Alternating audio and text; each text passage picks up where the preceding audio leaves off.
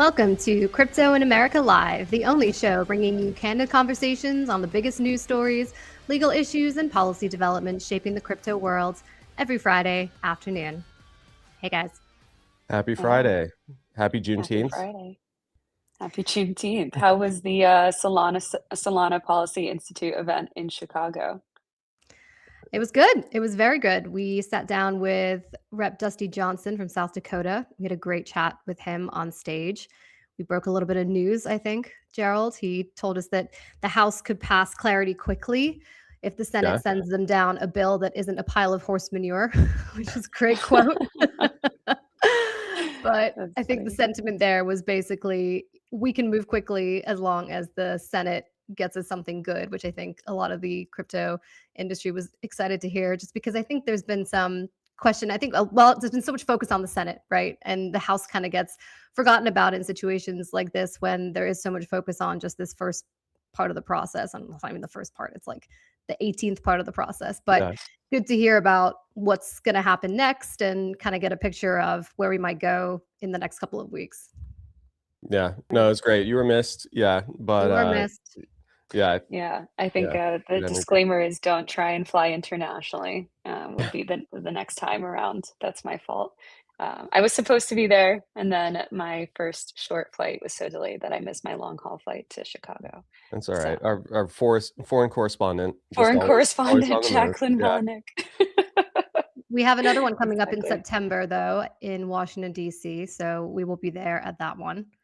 Yep. Yeah, exactly. 100%.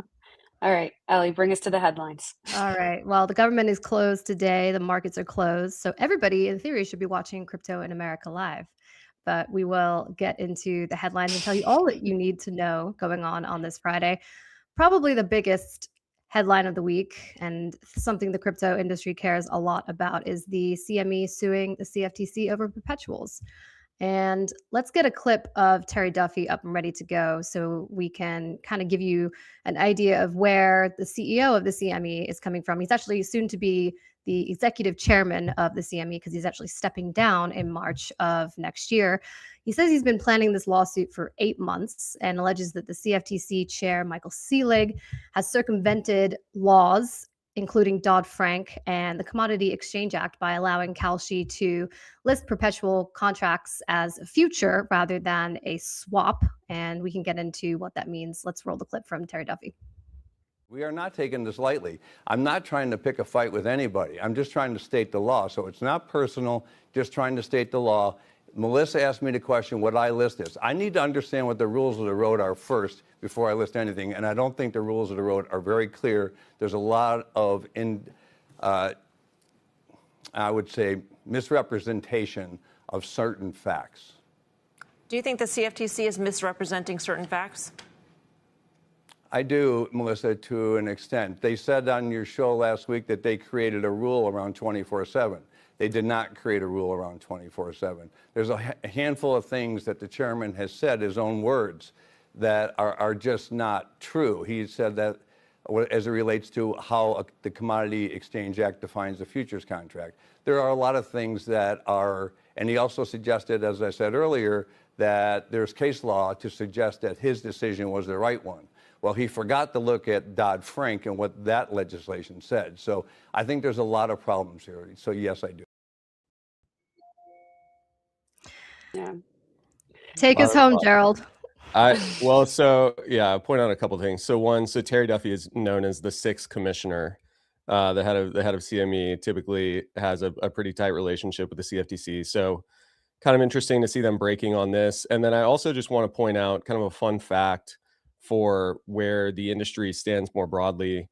Tim McCourt, who's the global head of equity, FX, and alternatives at CME, was the closing keynote at SPI's event that we were at on Tuesday. So CME clearly very interested in where these products are going. I think we probably have enough guests on the show today for me to not try to get into the weeds on how this applies with Dodd-Frank and like whether or not they are swaps. Obviously, the CFTC has taken positions here. They also made it, I want to point out, like, typically when you're listing a new futures contract, it's under what's called Rule 40.2. It's self-certifying. And the CFTC also didn't do that with perpetual futures. They do it under 40.3, which is still a different pathway. So they're not kind of opening the floodgates here. And we'll have to explore this further with folks who are smarter than me. But it's really interesting to see the break here, just given how closely CME and the CFTC have worked in the past. Yeah. From CME's perspective, though, they've built a massive business around traditional future contracts, that expire, require rolling positions, et cetera. Whereas like perpetual futures don't really have the same MO, so to speak. And if they gain traction there, it could kind of alter trading behavior. But that doesn't mean CME can't kind of jump on the perpetual futures board as well, right? Yeah, I don't want to make like a one-to-one comparison here, but it does kind of feel similar to what we've discussed on the show before with the yield and the stablecoin issue of banks really, really fighting, delaying, trying to fight the regulatory battles, and then also like launching their own products. Like it's trying to keep a regulatory moat. Yeah, like how they've it's been described. like you fight it while you have your guys in the back room figure out how to do it, and then once you're ready to do it, you're okay with it. But yeah, we'll see. Also, fighting words there from Terry Duffy saying that the CFTC is misrepresenting certain facts and kind of really coming for Selig himself in this lawsuit. I think it is CME versus Selig, not CME versus CFTC, or maybe it's Selig and CFTC, but and Kalshi, and Kalshi, yeah. So yeah. I mean, the demand's coming at the CFTC from all angles. I mean, you've got the states, you've got the CME. I mean, there's a lot of fire raining down on the CFTC. You want them to regulate. You don't want them to regulate. Yeah. You want them to, it's good. They're busy over there. Yeah. They're busy. Yeah. Well, we will definitely get into more of that with some of our guests. But something else that's happening on the Hill this week, we will see a lot of national, tribal, and state gaming groups that are going to come to Capitol Hill to make a push to appeal to some senators to get them to include a provision in Clarity that would ban sports betting on prediction market platforms. So another shot at some of these prediction markets here. They sent a letter this past week, the American Gaming Association, the Indian Gaming Association, and about 50 others, actually, basically saying that Kalshi and Polymarket's ability to offer sports betting undermines their own ability in the states to support jobs, generate tax revenue, and fund their communities. They're also saying that the CFTC lacks the expertise and infrastructure to regulate gambling. So we're going to see a big push here to get some of these provisions into the Clarity Act. My sources are telling me that that is unlikely to happen just because of the issues that we're running up into trying to get the Clarity Act passed on its own. As you guys know, ethics and BRCA, just two of the things that we're running up into as time is not on our side, as we keep saying, right, Gerald? You said at the conference, right, there should be a billboard. Time is of the essence. Yeah, I want to point out, so on this, I understand the economic argument that the gaming industry is making. Like, I understand the job creation, all that kind of stuff. The legal argument, I think, is much shakier, and we've talked to folks about this in the past. The difference between a binary future on an event that happens to be a sporting event does not require a house, right? It's so even when we talk about Polymarket and Kalshi offering these products, you're not betting against Kalshi, right? Whereas with casinos, like, you are betting against the house, and the house obviously has to employ a lot of people. It has to do a lot of things. So I respect, again, like, the economic argument from the gaming industry, but the legal argument is not sound. Like, it's a totally different kind of product, totally different market. It functions in a different way. It settles in a different way. You can get, I guess you can get kicked out of a casino for cheating, and you can get kicked out of Polymarket for cheating, but like, that's kind of where the similarities sort of end, in my view anyways, on the legal side. So you kind of see it as more transparent and maybe more efficient prediction markets then, because the prices are determined either by the market participants rather than the odds just being set by a bookmaker. Yeah, exactly. I mean, there have been discrepancies in the past over how, like, the fine print settles some of these futures, like, so did we actually invade Venezuela? Yeah, like that kind of thing. Like that definitely, there is some authority of the, like, I don't want to use market maker the wrong way, but the market, the designated market contract outcomes. market. Yeah, or like the people who are determining what kinds of binary futures to list, like they do have some control over that, but otherwise, like, the line starts at zero, right? There's no house saying, well, we think that the Knicks are going to win by 8, right? And then gamblers and everybody else kind of move that line around. There is no house setting the market here. It's just you versus somebody who thinks they're smarter than you. Like, yeah. I will point out, I did hear a Polymarket ad on the radio when I was coming home the other day, and they are marketing themselves as a better version of a sports book. So I don't know how advisable that is in this current environment, as you are sort of getting the rules written as we're going. The CFTC has come out with guidance. There's no real sort of anything set in stone yet, but it was along the lines of, you stop letting sportsbooks steal from you. We are a better version of your sportsbook. Close your sportsbook and come to Polymarket. But to your point, it was you bet against others, not the house. So we are better for that. So. And the other, we've talked about this on the show before, and I know we got to keep it moving. But the other thing here is the big piece is gambling is regulated by the states, and preemption says that the CFTC has federal oversight over these products. So it'll be interesting to see how some of these court cases play out, and whether something on this preemption, whether it's with binary futures or somewhere else, because I know preemption is a huge part of clarity, and the industry is looking for federal guidance rather than having to deal with all 50 states on every issue. So I'm sure we could see some interesting precedent there, just on like the reach of federal authority kind of overall. Supreme Court territory. Yeah. Let's move on to the tax that was signed into law this week by Illinois Governor J.B. Pritzker.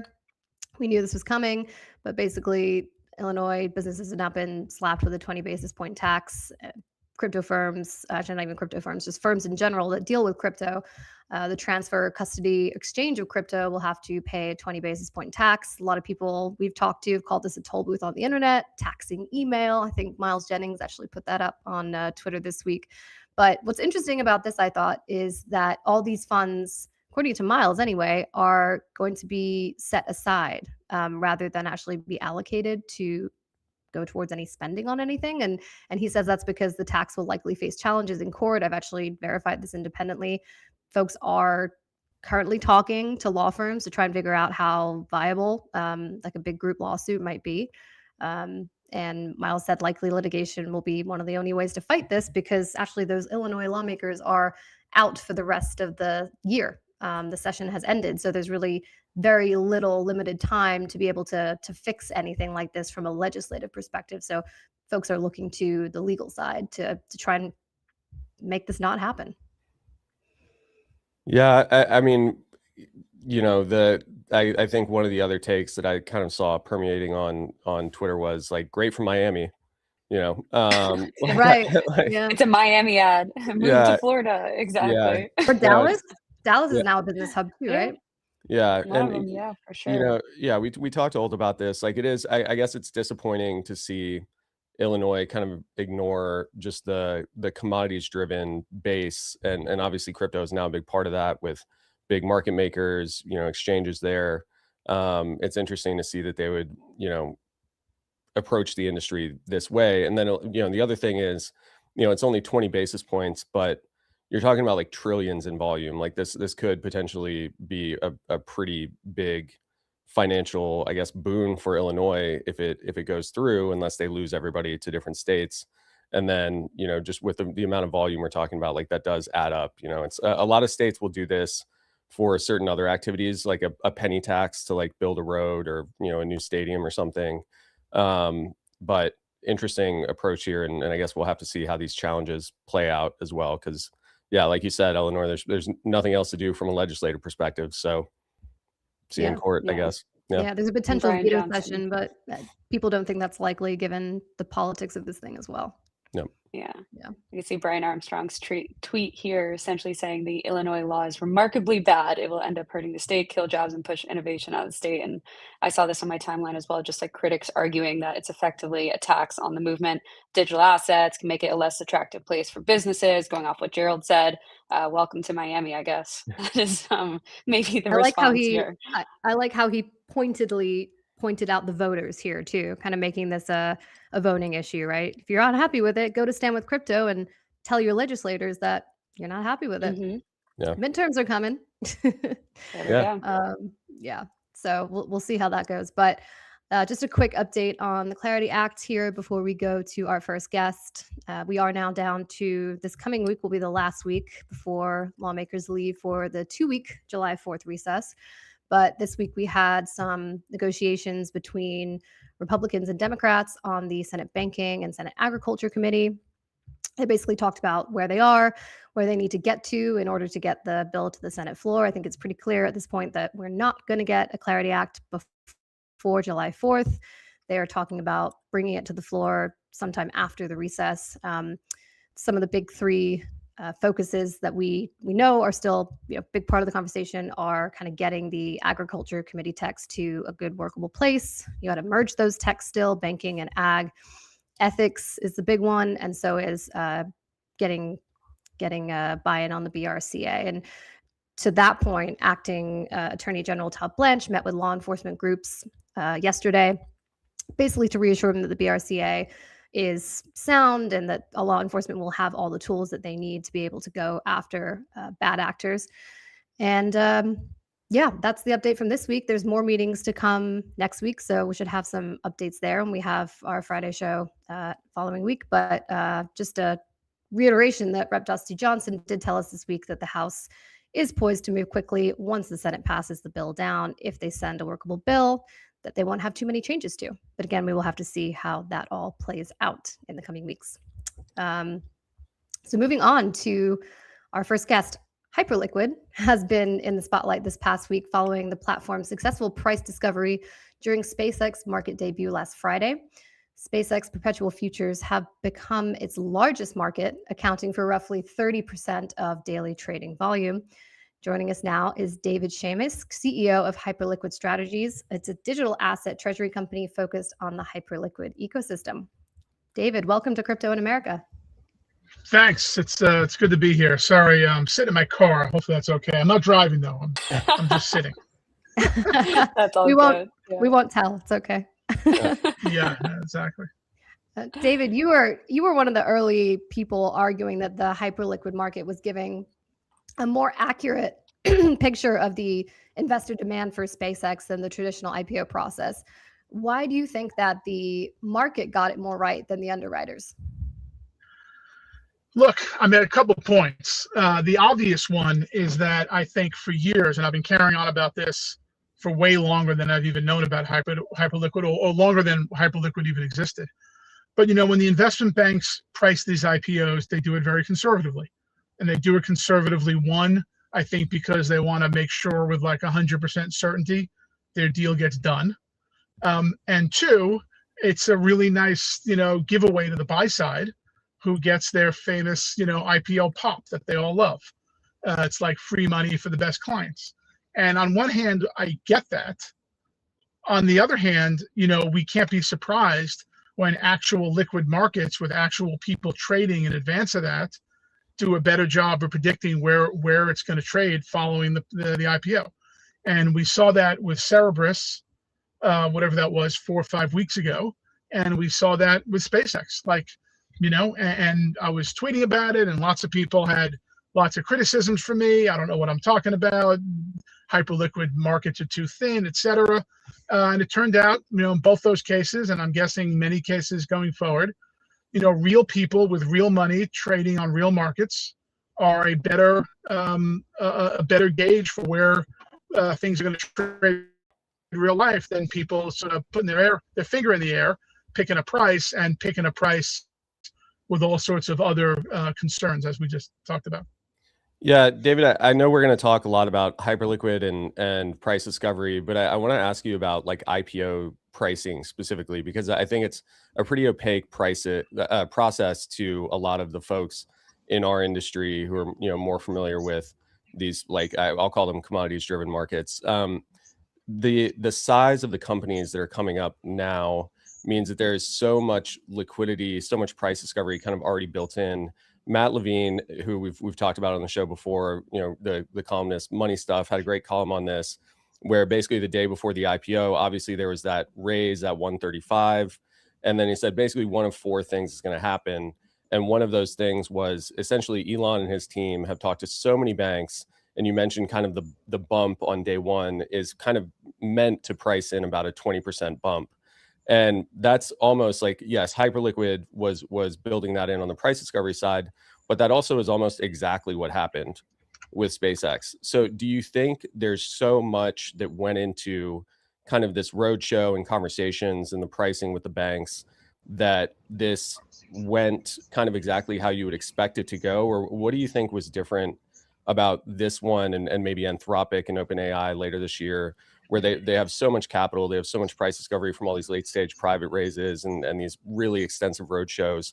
Like, how do you expect the IPO sort of pricing and like pop on day one and then trading going forward to go, knowing that like all this information is available? Yeah, I think there's a couple things. One, again, like we shouldn't casually talk about the IPO pop as if that's something that should actually exist. Right. Like it's really crazy, right? Like, you know, when you own a company, when you're running a business for many, many years, you know, a 20% increase in price is like a major thing, right? Like that's supposed to be something you're working really hard to achieve. And the idea that it just happens for all the IPO investors because they're lucky enough to be on some list is nuts. Like it's crazy. So that's item one. I don't want to sort of casually go past that. As far as how the process is going to go, I think they're going to go pretty similar to how these went, which is, you know, the investment banks pricing them conservatively. And I've seen this before. I've been involved in the IPO process many times. You know, the investment banks, you have, you know, when you're the company, when you're the company that's being IPO'd, you know, you have sort of one or two or three of your bankers that work for you over the years. And then you have like 100 salespeople at the investment bank on the other side who like team up on that guy. And it's really a terrible process. Up until now, we didn't have a great other way to. Oh, he's saying something so good. I think we lost him. Yeah. Like gotta turn on that car that maybe he's in a Tesla. He needs to turn on that hotspot. His Starlink. Yeah. Yeah. Yeah.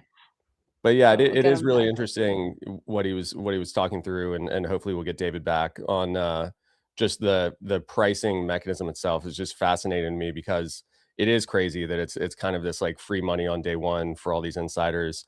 And we've talked before on the show about how many of the exchanges were willing to like change rules around lockups or all kinds of things to actually get SpaceX to list on their exchange. So it does feel to me like some of these companies were just in like a brave new world in terms of how companies go public. And, you know, I know Chair Atkins has talked before about like, you know, making IPOs great again. And, you know, there's so much capital in private markets. It's going to be really interesting to see how this plays out. I saw an interesting tweet about how SpaceX, I think, had surpassed Microsoft in terms of market capitalization.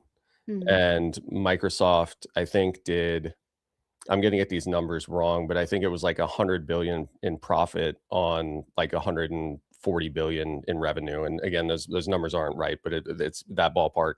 Whereas SpaceX had lost 4 billion on 19 billion in revenue. And so it's just really interesting to see, like, obviously, like, never get a bet against Elon. I think that's like a rule that, you know, most of the market has learned at this point. But Right. yeah, the math is not mathing for a lot of traditional investors here. So it's going to be It's interesting. really, I mean, go ahead. Eve. I was just going to say, it's been really interesting to see these, you know, outlets like CNBC, Bloomberg talk about these places like Hyperliquid actually pricing these IPOs really correctly, right? I was watching a segment with Chairman Selig on CNBC a couple of days ago, and they brought that up. They said, you know, we're talking about novel products. What's your take on how correctly Hyperliquid priced the SpaceX IPO? And he basically said, you know, we are watching these products offshore and how successful they are, and, you know, thinking about how that relates to products here in the US and how we're thinking about them. And it's just it's really interesting to see just how some of these, you know, decentralized tools that people have built have done a better job than some of these, you know, institutionalized mechanisms that have been around for years, right? For tens and Mhm. you know, tens of years at this point. Yeah. Yeah. And for the SpaceX perpetual futures, it now represents about 30% of Hyperliquid's daily trading volume, kind of going back to what David was talking about. So it's like, obviously there's strong demand from traders there wanting exposure pre-IPO, maybe post-IPO as well. And it kind of goes back to the promise that crypto has been creating of like creating markets for assets that traditional finance had that wasn't really easily accessible, right? Retail investors couldn't really access or trade SpaceX stock until it opened about a week ago. Hyperliquid kind of properly priced it. And then secondary markets for like private shares are illiquid or restricted at the moment. Yeah, and David was also bringing up the sort of counter argument that some have made that liquidity is too thin on some of these markets to accurately price, which is like just proving not true, right? I mean, like it's interesting, you know, crypto started out with this mission of like democratizing finance. You know, traditional finance has gotten involved. People have done a lot of really interesting things in the space, but we've seen time and time again is like the people who either have information or are informed, whether it's like elections with prediction markets or, you know, other outcomes. And then obviously moving on to like price discovery. I think we'll probably be able to talk to Chris Perkins a little later on the show about this as well.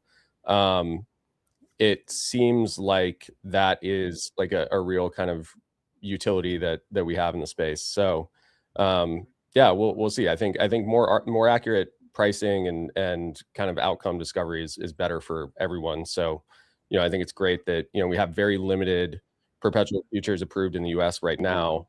And then hopefully we'll expand into other types of assets and have, you know, more efficient markets in the United States.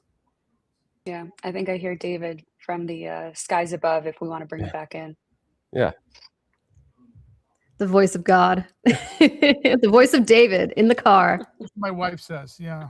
There he is. There we go. There you are. Welcome back. Voice of God is the nicest thing anyone's ever said to me. No, David, we were just... Yeah, go ahead, Jack. Sorry about that, guys. I'm not sure what happened there. No problem. It's okay. You're in a car. That's why, David. No, I'm not driving anywhere. Next time we'll get you in checking in from a desk with a podcast mic and everything like that. Should have done that. Yeah. No, it's all good. Do you kind of think products like the SpaceX perpetual futures kind of represent maybe a niche crypto use case, or is it actually we are witnessing early stages of something much larger in a shift of how investors access private market exposure into maybe the public markets as well? Yeah, I think we're the latter. I think we're witnessing, you know, people talk all the time about real world assets, TradFi going on the crypto rails. And this is it. This is how it's starting. This is, you know, the first real evidence of it having, not only it happening, but actually making a real difference, right? We're actually having a real outcome in where things should trade. So I think it's definitely the latter. This is real. This isn't just some niche thing. Like a lot of things that become real, and maybe it started with a niche thing. You know, 2 years ago or a year ago, a lot of people didn't know about Hyperliquid. But, you know, as we saw, you know, like when the Iran war started and Hyperliquid was the only place to get liquidity for oil trading for 48 hours over the weekend, you know, liquidity goes to where liquidity is, and market participants will find that liquidity. And I think that's not new. It's not something we hadn't seen before. And there's a reason that, you know, the CME kind of panicked and very quickly announced 24/7 trading, because this is not just some niche thing that, you know, some guys in the proverbial parents' basement are doing. This is real. It's real money. It's real price discovery, and it actually matters. Yeah. Yeah. I'm glad you brought up the CME. I mean, I think that lawsuit, you know, raises, I think, a lot of questions, but maybe perhaps more broadly, should regulators be adapting existing rules to accommodate some of these more novel products like perpetual futures, or should the industry adapt its own products to fit these existing rules? I think we'd have people on both sides of that argument, but how do you come down on that?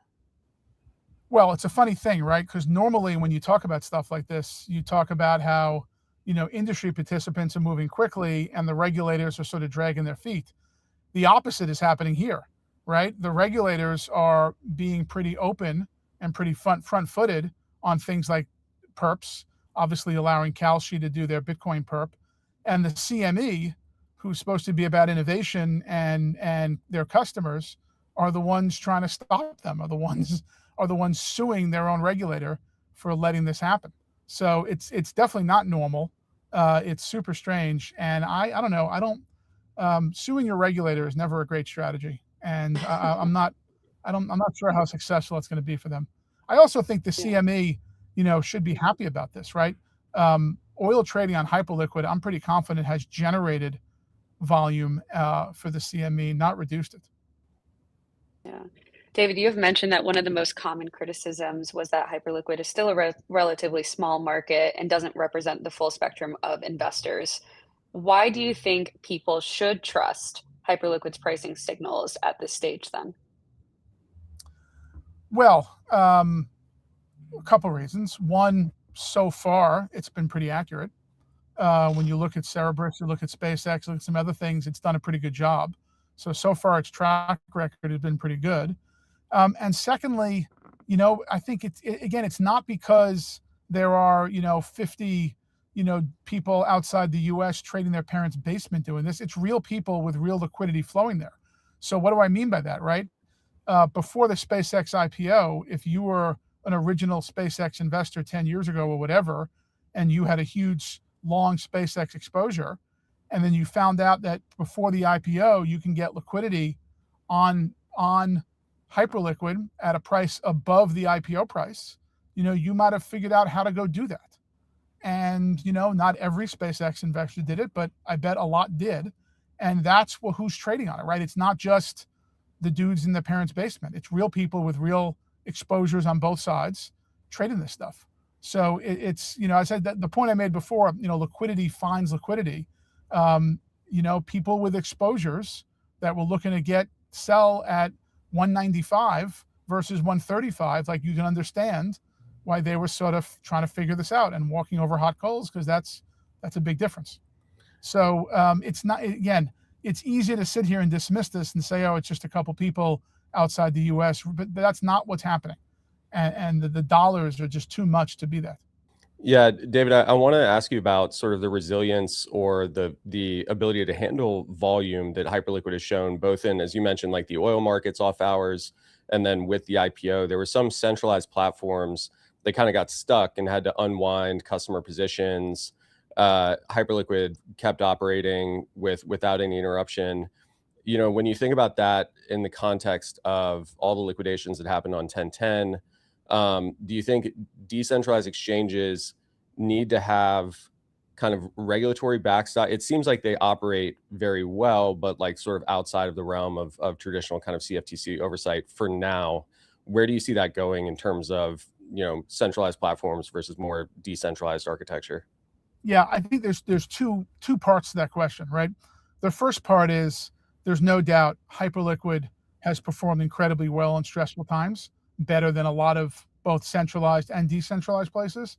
And I don't think that's just necessarily by virtue of them being decentralized. I think it's by virtue of the Hyperliquid blockchain being purpose-built to run exchanges on top of. My understanding is that when Jeff Yan founded Hyperliquid a number of years ago, he wasn't initially planning on building his own blockchain. But when he looked at what blockchains were available, none of them were able to handle the volume he expected to have. The Hyperliquid blockchain can handle 200,000 transactions per second. So that's sort of a technical point, which I think Hyperliquid has done incredibly well. The second point you brought up, though, around ADLs, that in a lot of ways is a more difficult point. On 10/10, Hyperliquid did not go down like a lot of other exchanges. I think Coinbase, Binance, they all had to send their customers sort of dear customer letters. Yeah. But the problem was that there were ADLs, and ADLs are really not okay. And investors who want to trade on these platforms don't want to have to worry about being ADL'd out at the most, sort of interesting and exciting moments. So there's no doubt it is incumbent on the Hyperliquid ecosystem, which we're part of, to be working on more solutions going forward that reduces the risk of ADL by a lot, because that's really not okay. It worked as it's supposed to, but it doesn't mean it's supposed to happen. Yeah. David, before we let you go, I mentioned before that I watched an interview with Chairman Selig this week, and he was asked about Hyperliquid's pricing accuracy for the SpaceX IPO. Does that signal at all? I mean, he kind of referenced that, we are watching these types of products, these offshore products, and trying to figure out, what's best suited for the US markets in terms of what we think about when we're looking at products to come here. Does that signal to you that markets like Hyperliquid or even Hyperliquid themselves could eventually have a path to operating here in the US? I think it does. Look, I think that Chairman Selig, there he is, and the whole regulatory apparatus around this these days is pretty forward-looking and understands that allowing for innovations like Hyperliquid is a good thing, not a bad thing. And in the end, it benefits the end users and the end clients and customers. While I'm not breaking in news here, like I don't know how or when that could happen, it seems like there's a lot of interest in on the regulatory side to try to make that happen. And needless to say, we think that would be a great thing. Awesome. All right. Well, David, thank you so much for coming on today. Good. I'm sorry again about the technical problems. No, we'll have to come to you. Live. We'll have to come to you next time. We'll do carpool crypto in America. Yes, exactly. Yeah, that'd be fun. Thanks, David. All right. Thank you, guys. Thanks, Dave. I like that idea, Gerald. Yeah, we could be do fun. a carpool episode. Yeah. A new series. Inspiration. Yeah. Well, a new coalition seeking to modernize the regulatory framework for tokenized securities, funds, and collateral launched earlier this month as tokenized real-world assets reached a new all-time high of $29 billion in May. Let's bring in Chris Hayes, Executive Director of the Coalition for Tokenized Markets. Chris, welcome on. Great. Thanks for having me. Nice to see all of you. Yes, you too. Good to see you. You're not in a car, so that's good. Well, we'll keep you, yeah. Next time I'll be in the car. I'll be driving. So Chris, you've got some of the biggest names on Wall Street as founding members of the coalition. You've got JP Morgan, Franklin Templeton, Janice Henderson. So 5 years ago, I would say probably like a coalition like this would have been made up entirely of crypto companies. Now you've got basically all Wall Street names. Is tokenization more of a Wall Street story now than a crypto story, would you say? I do think we're seeing a bit of a shift from retail to institutional. So when I first I spent about 15 years being a financial regulatory policy advocate here in DC and came over to the crypto native industry to work at a layer one back in 2022. And when I joined then, it was very retail driven, as I'm sure all your viewers kind of see. And I think a major part of that is sort of the regulatory landscape. And so coming in and this sort of openness to have institutional businesses come into the space has kind of reached fruition. And so that's why we're seeing so much rapid development, I think, in tokenized securities and traditional finance coming on chain, because I think traditional players see the value that the technology can provide, and they're freely able to innovate now, given that they have sort of a friendly regulatory environment. Yeah. Chris, you've said that one of the biggest obstacles today is that tokenized assets still sit within walled gardens.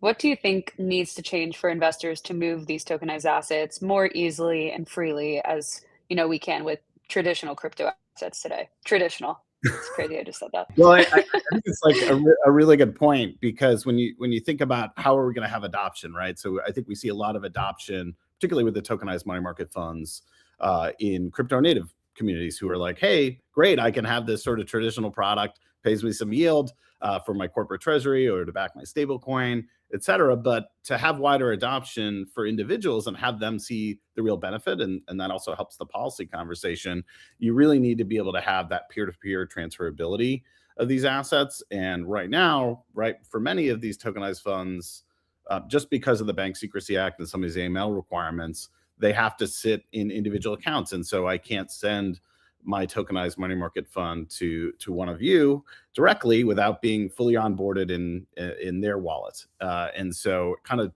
defeats some of the whole point of the technology, and changing that and allow that frictionless movement, first of all, would allow a lot of this to come onshore. I think we're seeing a lot of this sort of permissionless movement happen outside the US, but also would meet some of the government's objectives, right? So if you can create sort of a permission perimeter where these transactions can take place, you're going to have that sort of the AML requirements of the government sort of satisfied, and they'll feel comfortable about it. And then you'll have the benefits of the technology, and some of these regulated players, like many of the folks in our cohort, can participate because they are delineated in the Bank Secrecy Act. So investment companies, registered funds, all have to comply with AML and the CIP requirements, and they don't operate on a level playing field. So you guys may have seen yesterday the rules that came out that were proposed by the bank regulators for stablecoins. When stablecoins move in the secondary market, you don't have to have that AML KYC CIP requirement. Investment companies, you still do. And so it puts them not on a level playing field with stablecoins when you think about particularly tokenized money market funds or kind of other types of tokenized mutual funds. And so unlocking that unlocks, I think, a lot of different kinds of products that could be created. I can't conceive of them all now, but being able to borrow against some of your assets would be more freely adoptable, being able to put them into DeFi for investment purposes, being able to have that atomic settlement 365, 24/7, and hold a basket of different types of funds.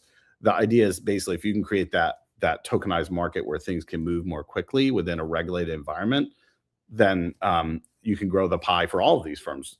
Obviously, all of our members are essentially competitors in this market. So, yeah, Chris, do you think, so you've been, as you mentioned, kind of in the space for a long time. You've been in a lot of these rooms, whether it was on the Genius collateral side or, SAB 121, like moving into this kind of new era of tokenization. You mentioned we have treasuries, we have money market funds, private funds, and then secondary liquidity is really kind of locked up.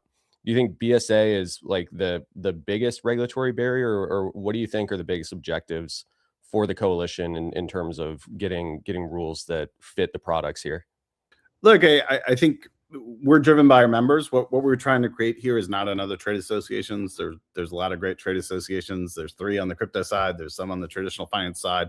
And we felt there was sort of a gap in the middle, an opportunity to really try and drive product adoption. And so when we think about that, we wanted to partner with sort of the product teams at these firms, whether they're asset managers who are in our initial group, but we're certainly welcoming more folks if they're interested in joining and being part of it. What are the regulatory hurdles that prevent their product from being adopted in the market, and how can we surgically go try to address those and bring awareness to those? So we're not trying to boil the ocean on every issue. That's what trade associations are really great at. I've worked for 3 trade associations in the past, so I'm familiar with it. But we wanted to create a space where sort of you have these traditional players like Franklin Templeton, Wisdom Tree, Janus, JP Morgan Asset Management, but then we could have some of these more, kind of infrastructure players and folks coming from the crypto native side who want to innovate here, come into this market and tell us, hey, what is the regulatory hurdle? I'm always telling my clients kind of, well, what you say there's regulatory burdens to adoption of your product, but what are those? Let's find out what that exact rule is and what we need to change. And at least I think there's a friendly environment to have those conversations right now with policymakers in the US that didn't exist before. I think, Gerald, as you were pointing out, the difference having been in this space before, this administration, if you were a regulated platform, you had to hive off any business you had in digital assets. You couldn't taint your regulated business because you were at such enforcement risk for doing it. So it really hobbled the ability for these traditional players to come into the space. And what you're seeing now, obviously, is a bit of a battle about, where disintermediation happens. How are people going to adapt to the technology? Do new players have a voice? And we're hoping we can give some new players a voice, but also help traditional players who want to innovate, right? Many of these asset managers have decided to come into the space, I think, pretty early with, hey, we want to be innovators. We want to come into the space, whereas, many others are potentially ignoring it. So that's where I think we can move the needle. We want to pick like 3 to 4 goals and really kind of move them forward in the US and Europe. Obviously, I think AML, as you pointed out, is a major issue. This walled gardens issue is significant, but there are other issues, right? There's tokenized collateral. There's how do we have cross-border passporting, right? Which also ties into that sort of permissionless movement between jurisdictions, and then looking at things that are coming out, right? The innovation exemption, these changes to Reg NMS that we've seen, and I think I saw you guys had an article about them this week. Those things are really changing the landscape, and it's sort of I think unclear where it's going to hash out, and we want to make sure these guys have a voice in those conversations. But like I said, I have maybe lots of thoughts, but my thoughts don't matter. Our members' thoughts are what we're there to help try and move forward and try and execute on. Chris, do you expect crypto native firms to join the coalition over time? We've had a lot of interest. So as you know, we launched about last week, and I've had, I don't know, at least 10 calls with different types of firms. A lot of traditional finance firms. It's actually been a real education for me. For me, it's really enjoyable to talk to these folks and understand how they're thinking about this business, whether they're traditional players coming into it or crypto native folks who are coming into it. And so we've definitely had interest from both. I think the challenge, obviously, with these things and they're changing so quickly is sort of how do we drive alignment, right? So it's one of the challenges when you run a large trade association is, are our members all aligned? And sort of trying to understand where sort of our launch cohort of folks are aligned with other entrants. And I think there can be a lot of alignment with sort of crypto native folks as they're coming into this space. And as we kind of identify, hey, what's our positioning on these specific issues? Because our members aren't exactly where SIFMA is either, right? So I think there's sort of, it depends where you are. I wouldn't say all of our members, obviously. What would you say is your position and expectation for tokenization to develop stateside versus overseas, and what's going to be maybe the biggest differentiating factor going forward on that front? I think it's all happening here, right? We have the largest capital markets in the world. I think I was just talking to someone yesterday who's based in Abu Dhabi who thought, hey, the Middle East thought they were going to be the leaders in this, and we've completely blown up the system because now everybody's like, well, I can try and do all these things in the US. I have a very friendly SEC, a more open Treasury Department administration. I mean, I've been advocating in front of the SEC for 15 years. I haven't seen dramatic changes like this come out of the SEC in my entire career doing this. So they're willing to move rapidly. So I think Europe, a few years ago, I was lobbying on the trilogues in MiCA when it was being created in my first crypto job. And everybody's like, Europe's so great, and it's going to be great over there. And I was kind of like, I lobbied in Europe before I came to digital assets, and I'm like, they don't understand. Like, this is always going to end up. When you're in Europe, there's sort of this need to plug. You can't just like interpret things. You have to plug the hole with a rule or a regulation, and I think that's a challenge. And they're going to be sort of displaced again because we've had this sort of innovation come to the US. So there's a real opportunity here. We have friendly folks who are open to the technology, open to making some changes. I think the question is, what is the balance of how far do you go, right, around some of these requirements and the permissionless nature of the assets. Yeah, Chris, you have obviously a great group of founding members, and to your point about not creating just another crypto trade association, it does make sense to me that like tokenization in and of itself deserves kind of a focus on the Hill, because your challenges include not just securities law, transfer agency, custody. You talked about collateral, SRO models. If we come back in maybe like 5 years and you guys are successful, what does like a normal tokenized capital market look like to you, and how different do you think that experience could be than what we're dealing with and just like buying ETFs today? I mean, I think you're gonna. So I was talking to one of our members, their head of product, and I was asking them about it, right? They were like, okay, how do you think about these issues, right? You're someone creating products for this market. And they're like, well, we think of it as a third asset class. We have ETFs, we have mutual funds, and we have tokenized funds. And we think adoption is going to happen because younger people are already going in these sort of like Coinbase, Robinhood, sort of, I would call them super apps that do crypto and traditional finance. And I think we're seeing crypto natives kind of come over and do more traditional finance in a tokenized way. And you're seeing traditional finance players who say, hey, we need to offer crypto on our platform. And I think younger folks are going to be like, well, wait, my crypto settles immediately. Why shouldn't my securities settle immediately? So there'll be demand for those tokenized assets. I actually hadn't thought about this way, but you sort of have this organic growth of younger folks who grow their assets over time will create, I think, a migration, especially if you can deliver the similar utility for these types of assets as you can for sort of crypto assets. So I think there's a lot of opportunity. That's just in the retail market. Like for a good example is right now, wealthy people can borrow against their assets without taking the taxable hit of selling them. Maybe that could move down market with this peer-to-peer transferability. That's just an example of one idea. There's also institutional benefits, right? Where I think many of these folks are seeing the ability to move things back and forth. What I think is going to happen, it's just like with stablecoins, I think you're seeing it happen, is this idea that folks don't really care how it works on the back end. We spend a lot of time talking about infrastructure, but I think like when I was talking about stablecoins a few years ago, and I'm like, okay, so the person sending a remittance to Mexico needs to like go to sign up on a digital asset exchange, buy stablecoins, then send it to someone. They need to convert it back to cash. What they'd really do is rather just, hey, I go to this place, they do all that in the back end, and then I get cash out of both ends. That's kind of what, and I think you're going to see that happen with markets too, where kind of like, hey, however I'm transacting, my exchange or the platform on the institutional side will handle all that on the back end for me, so I don't need to have this bifurcation between different on-chain and off-chain markets. And so there's a bit of transition to happen. And for all of us, and I know, Gerald, I think you spent some time at traditional financial services companies. Let's just say the technology is not the best. It's been, you're using like a 1980s computer system. So when this stuff integrates, I think, it'll be interesting to see how those things get updated and talk to one another.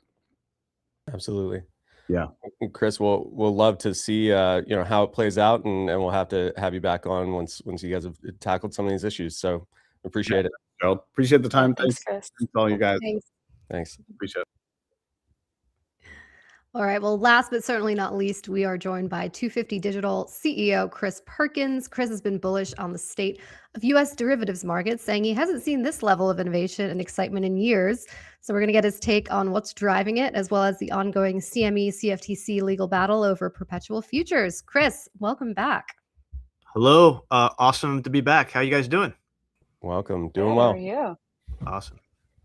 We pulled up your tweet from yesterday. I was going to say, yeah. How are you, my USA supporting friend? But I guess all of you are USA supporters, aren't you? It's 3 versus 1 here, Ellie. I almost wore the jersey today, just for you, Ellie. Yeah. You're a half at least. We are undefeated against the UK. Let's not forget. So yeah, we'll see. We'll see how long that holds up. All right. We could have a whole episode talking about soccer. Maybe we'll do that one day. But what would you say is driving the excitement here? Is it the fact that the CFTC is opening up the possibility of products like perps and all of the exciting things we've seen with sort of the regulatory landscape opening up and being a bit more friendly? What would you say? Is it something bigger? I was thinking about this, and I came to finance back in 2006. And back then, Wall Street was like one of the hearts of innovation, particularly in the derivative space. Obviously, it got over its skis a little bit, maybe a lot, I would say, but it was a completely unregulated landscape.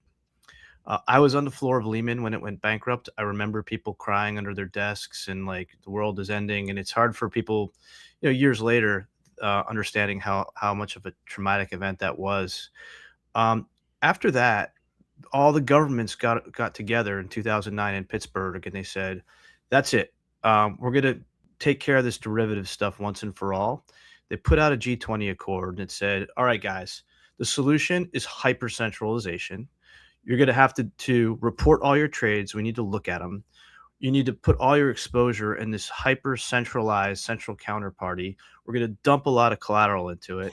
And then we're going to force you to electronically execute where you can. We're going to get our hands around this derivatives market. After that, we've seen like innovation largely dry up for the next, I think Dodd-Frank was 2010. The governments went back home. Japanese put out the first law. Dodd-Frank followed. Europeans eventually got there. And then really since that time, the only innovation that you really saw was like regulatory innovation, like cleared businesses. This whole concept of cleared swaps evolved. And so it's been relatively stagnant until recently. And the one thing that crypto people have gotten wrong since the very beginning is they're like, oh, this crypto, it's not regulated. There's no regulation.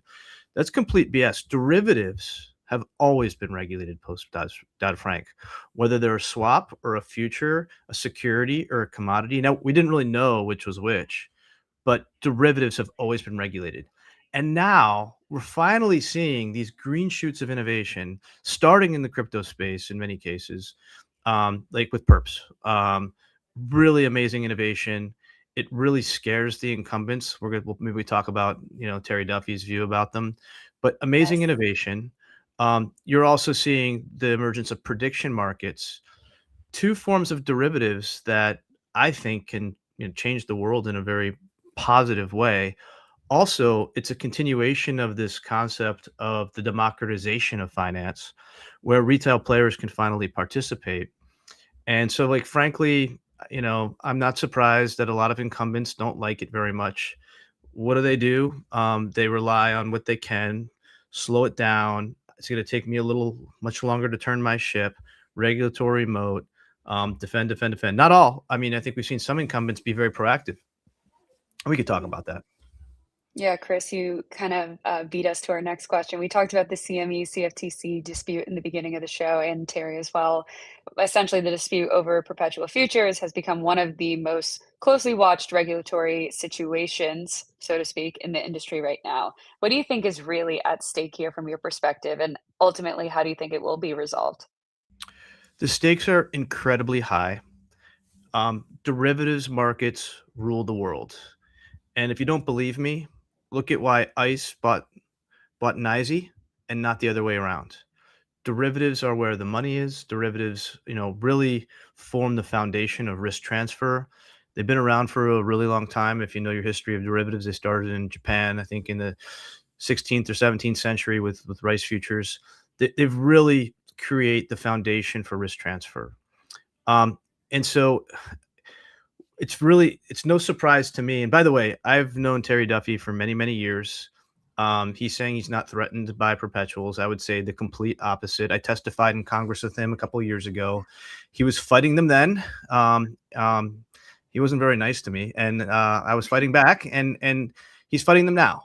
And the point is what he's trying to do is he's using a very technical thing to try to slow them down and suppress onshore futures. And what he's essentially saying is these things are swaps, not futures. Well, I happened to be in the room when we designed the way to treat cleared swaps after the global financial crisis. The Fed sat a number of us down, and we came up with various designs. Eventually, rules came out, and what they said was swaps are that they defined them under Dodd-Frank. They put it into the Commodities Exchange Act, and they said, well, we think that they're like more risky than futures, which is kind of dumb. But remember, like, it was political. It was after the crisis, and people had this hangover about swaps. But they said if you call it a swap and it has certain behaviors, it's more risky than a future, which is like completely not the case. We're actually seeing this again today, where they're saying just because it's crypto, it's more risky. It has nothing to do with like the label. It's what's underneath it. But anyway, for swaps, they put much more strict regulation. And one of those regulations was what we call the margin. So you have to post margin and collateral before you trade. That really underpins your leverage. And they said for swaps, you have to hold 5 days. And futures, traditionally, it's been like 1 to 2 days, 1 day or so. And so if you do the math, it's the square root of time. It's like you have to hold more than twice the amount of margin if you call something a swap. Now, go ahead, Gerald. No, I was just gonna say I'm really glad you brought that up, because I know I was talking at the top of the show about how complex some of these issues are and how technical they are, and it'll be really interesting to see how that plays out. I know we're running out of time here, and we'll have to have you back on, but sorry. I want to ask you just quickly. You mentioned kind of the hangover from the financial crisis, the evaluation of these types of instruments. You and I talked previously about, like, if these were onshore and regulated, then 1010, wouldn't have been possible. Just can you briefly kind of like, what is the, like, this time it's different about this sort of set of assets? Yeah. So right now in the post Dodd-Frank world, we have these instruments are regulated. And so whether you're a swap or a future, you're subject to certain types of protections that really mitigate what we call ADL. Like we abstract counterparty risk. And so you can be confident that for regulated products, your hedge is probably going to stand up. And that's really the design behind the system. The issue here is that, if you're trying, the bottom line is this: the CFTC is a principles-based regulator. When you're looking at a product, you should look at the risk of that product And if there's sufficient liquidity, it should be treated a certain way. This is a novel new product. I'm pretty confident that the CFTC is doing the right thing and trying to create a framework that manages responsible innovation, thoughtful regulation. And I wish them all the best in the courts. I hope this time around, I'm rooting for the regulator. There you go. Well, Chris, we'll probably have to talk about this for an hour in the near future. We'll have to sit down and dig into it. But thank you so much for hopping on and going into the weeds with us. Appreciate it. Good to see you. Thanks, Chris. Thanks, Chris. Good to see Hey, guys. All right, guys. Wrapping up. Good show today, and we will be back same time, same place next Friday. All right. Yeah, Game see at you 3, USA, I believe. USA. I'll give you that one. Let's go USA.